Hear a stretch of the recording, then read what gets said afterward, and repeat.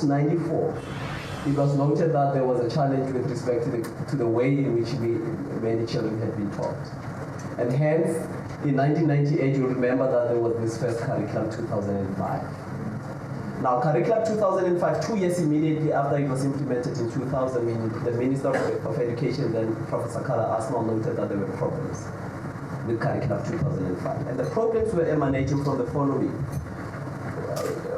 As soon as he had put up a team to go around schools, we already immediately started to see that young people were not reading and writing properly. Young people would not be able to construct or rather write in a way that was making sense.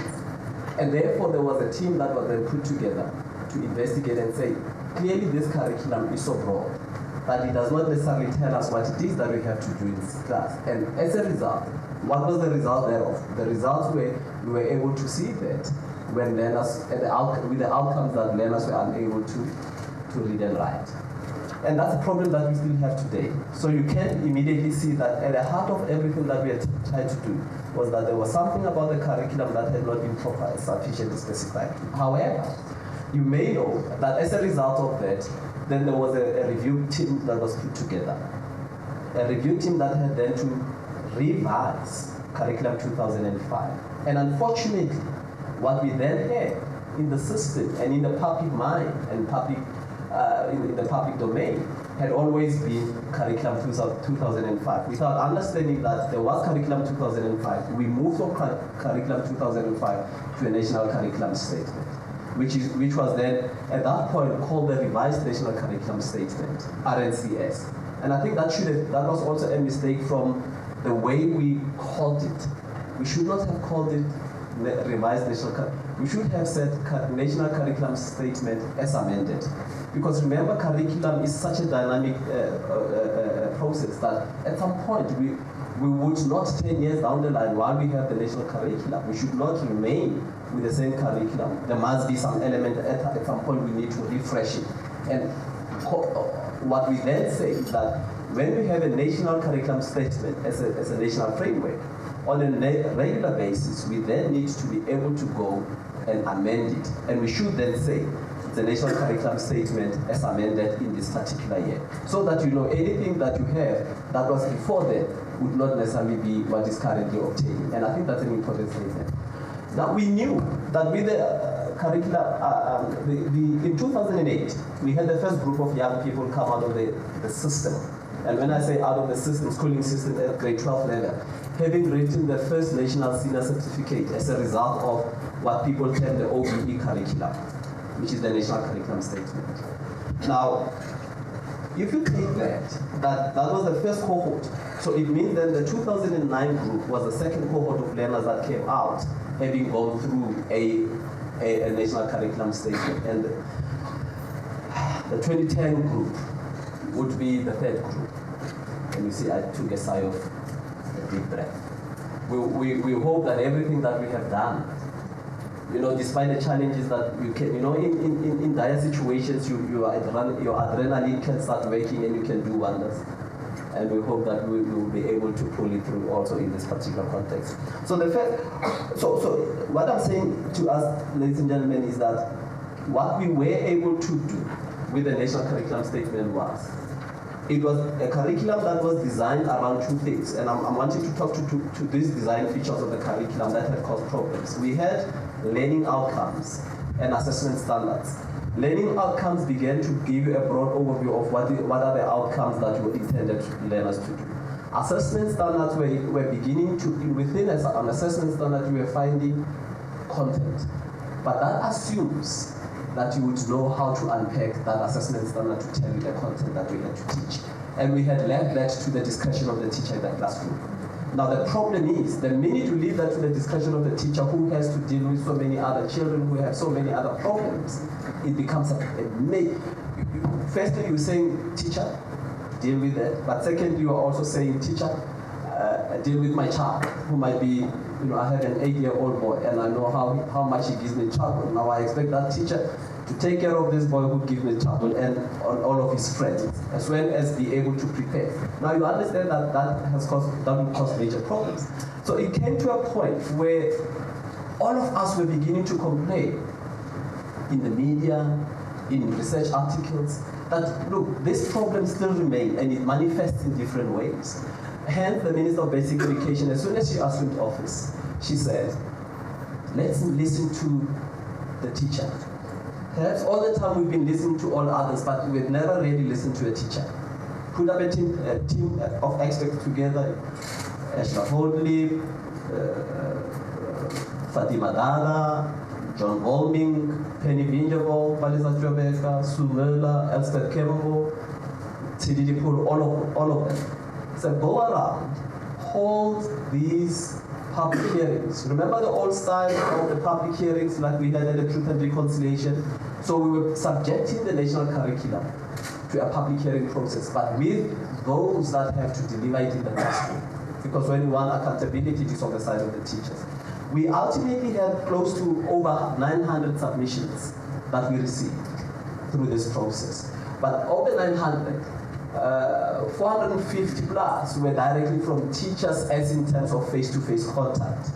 The others were from teachers, but equally from all other interested stakeholders through an electronic content process that we did with the tutor via the internet and tutor portal. Flowing out of that process, there were high-level recommendations that came. Clearly, teachers were saying, "Oh, maybe let me pause. Let me say it." The minister was also very clear to say to everybody else, to the task team, do three things. One, investigate what causes challenges. Understand what teachers say their problems are. In simple terms. Once you have identified those problems, go back and suggest practical mechanisms of addressing those problems. But thirdly, it was also an issue said, but we've also noted that there are specific problems, especially in the schooling system, where at the transition from phase to phase, there are specific issues that are being spoken to. For example, for learners that come from the foundation phase at grade 3 when they get to grade 4, teachers were saying something different. They say it's like in the same school, but they're blaming their colleagues from the foundation phase. These learners get into the intermediate phase. When they get to the senior phase teachers are blaming the intermediate phase teachers. So it meant that there was something. When they get to FET, then your grade 10 teachers are blaming the grade 9 teachers. Now you see, you could not allow that. It was not about teachers, it was about something maybe in the curriculum and phase transition. Hence, the minister said, go and give an indication of what we need to do. What came out of that process, and what came out of the processes that then we dealt with from the public hearings was that the team made high-level recommendations. They found out, firstly, that as a result of that curriculum 2005, there were so many other documents in the system. Now, teachers did not understand which document was actually the right document anymore to refer to about curriculum. You went from one region to another. A teacher will tell you that I have seen, I've been teaching from this yellow book. I've been teaching from, I've taken curriculum from a blue book. Now, you see, the minute any of us talks about a book of quality from the color rather than from its name, then there's a problem. If you were to call your child, it's that short one and the tall one, and you don't say it is Pila, it is Edward, it's Tebo, and so on, then there's a problem.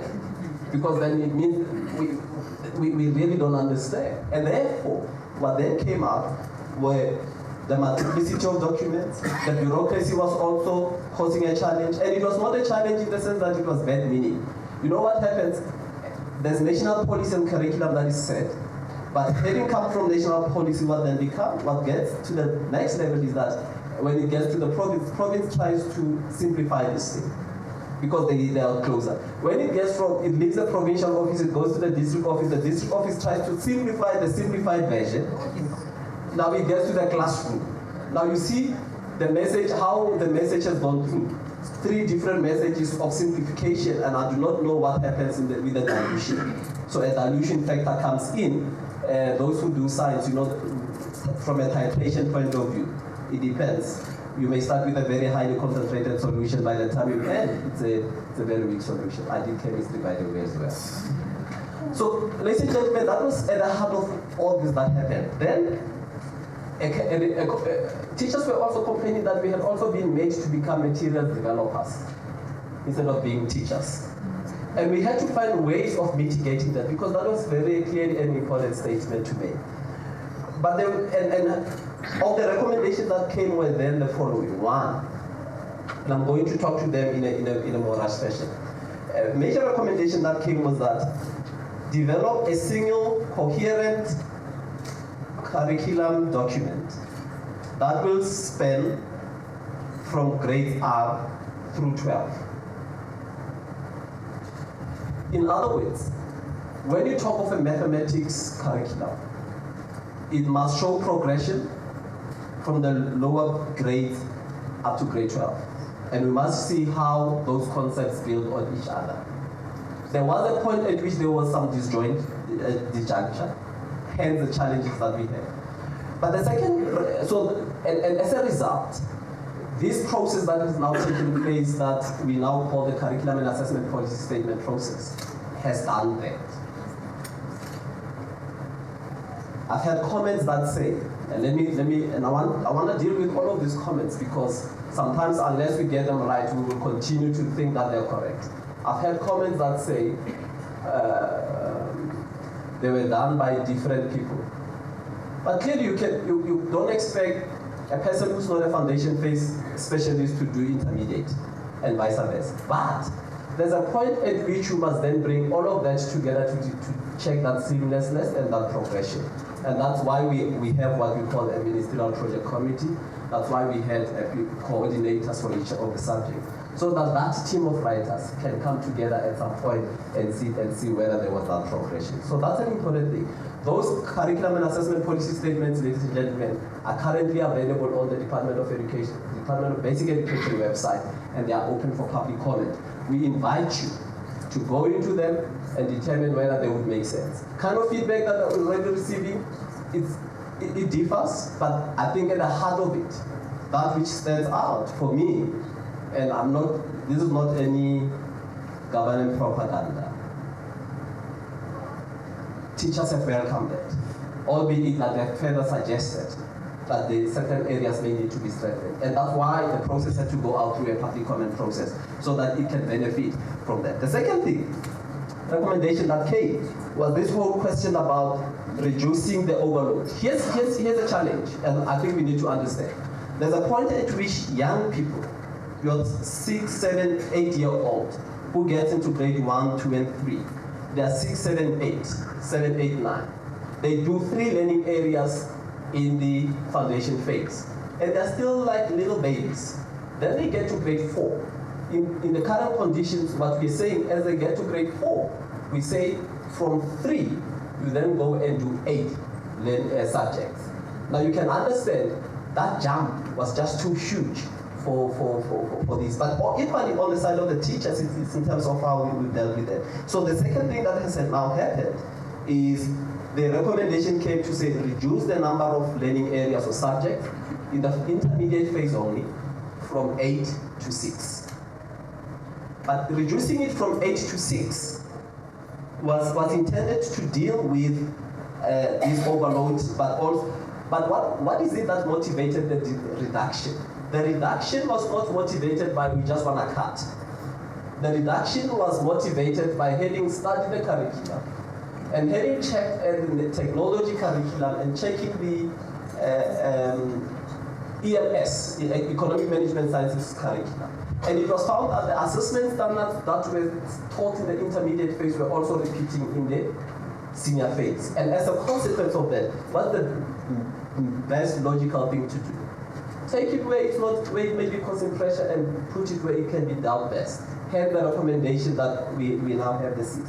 As in terms of the senior phase, grades 7, 8, and 9, they remain the same as they have always been. And 10, 11, and 12 remain the same. So those are that's how far the curriculum and assessment policy statements go. The third thing, and I'm wanting to just talk to this quickly because my time is not, I don't have too much time. One of the other things that had been spoken to here was that let's begin to reassess the role of textbooks. There are different schools of thought, but here's what I want to say about textbooks. And this is why I say I belong to this school that says let's reassess the role of textbooks. Not at the expense of other things. Textbooks, then other resources. Yes, if you think about a child who lives in a region where where access to amenities becomes a major challenge, and the only saving grace at the level of school for that child is a teacher that they meet when they get to school. And afterwards they go back home. There may be no other reading material. We're talking about reading material. We're talking about putting reading clubs. And they have nothing left other than having met a teacher and maybe a worksheet. How do you bring a culture of reading in a society unless you have those children have books? And it is in that context that I'm also a proponent of reasserting the role of textbooks. I know it for myself. And when people ask, I say, no, before you even say, I hear all the other debate, but I know it for myself. And I say I know it for myself on one condition, on this basis. I also did not go to Model 6 schools, former Model 6 schools. But I went to a school. Two things that I know I did. I had some very good teachers. And I had very good textbooks. And I was not a fairly clever boy too. So all of these three things taken together. And I'm saying all of us have potential. And it is all in terms of just then expose us to other supporting material and let us then unearth the potential. So that is the one thing. So those are the key areas that came. The two last things, ladies and gentlemen, in respect of this, was that the committee felt that we need to strengthen teacher support at the level of the school. Very important.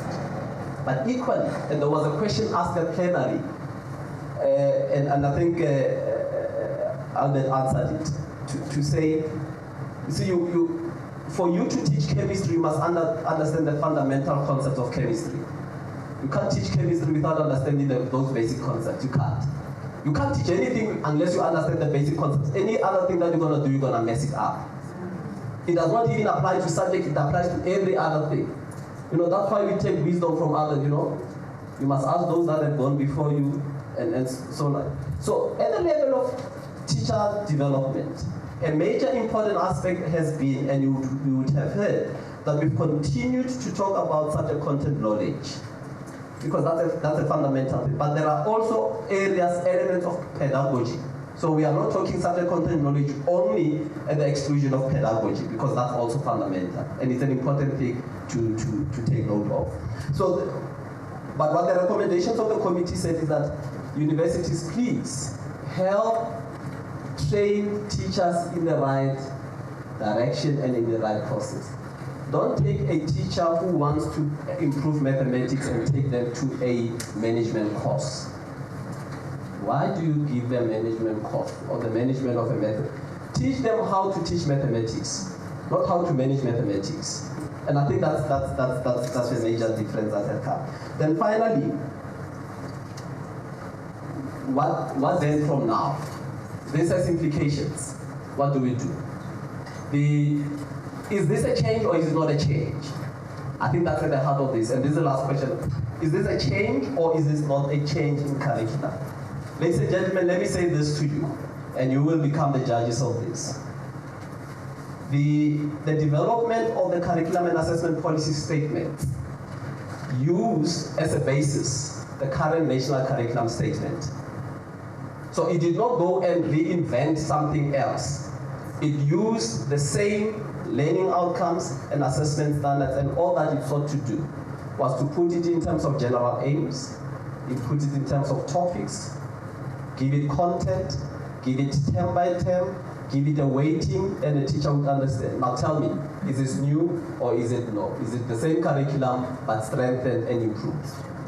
In other areas, we take note that even in the way in which the curriculum was constructed, there were areas, there were subjects, indeed, that would have wanted some realignment. If you see that in the revision process, you see that X was put before Y. Won't you change it and put X before Y?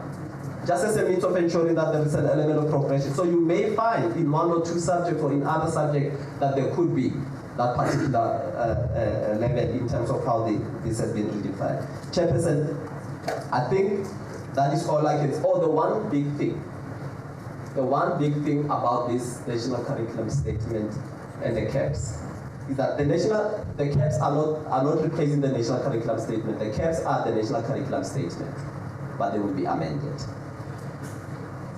One of the major problems that we had also found in the system was that we had young people in primary schools, in grades 1, 2, and 3, who would be taught in mother tongue. And it is a supported policy position, we support that. But you see and the policy had also said, but introduce another subject. And oftentimes, a child would then be exposed. You know, when they get to grade 4, then their language of learning and teaching becomes English. Now you expect at grade 4 level, that child to start understanding work when they reach grade 4. So what we are saying, a recommendation was made is that, especially when we want we promote in the country multilingualism, additive multilingualism, but there is this particular cohort and group of learners that we're also facing a problem with. And it's those learners who, when they reach grade 4, have to start to learn a new language that then becomes the language of learning and teaching. What do you do to the learning opportunities for those learners? You take them back because you must start with the basics and you leave them the concept of what they need to deal with. Hence, a recommendation came that for those learners especially, but it was not at the expense of the language and education policy.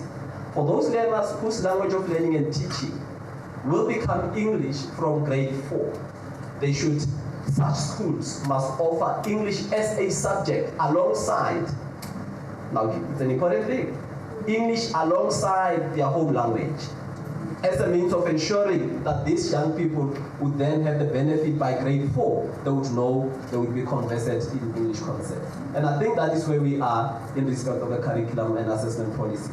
Now, is it a new curriculum? Is it an old? You be the judge. Thank you very much.